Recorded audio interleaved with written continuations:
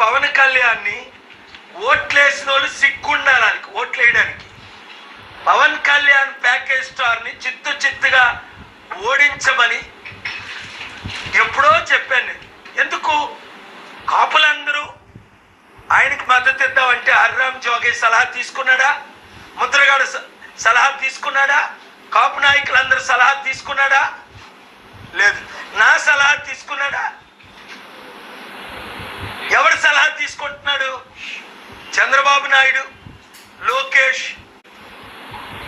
నన్ను కాపులందరూ పేర్లు చెప్పమంటే చెప్తా. పెద్దోళ్ళు 10లో 8 మంది నన్ను పిఠాపురంలో పోటీ చేయమని. పవన్ కళ్యాణ్ చిత్తుగా ఓడితే మొన్న పిఠాపురం వెళ్ళాను 2 days బ్యాక్ సీక్రెట్గా. సార్ మీరు ఇక్కడ పోటీ చేయండి అంటున్నా. ఇంక ఎంతమందితో అని ఎంతమందికి ఎగనెస్ట్గా పోటీ చేస్తాం?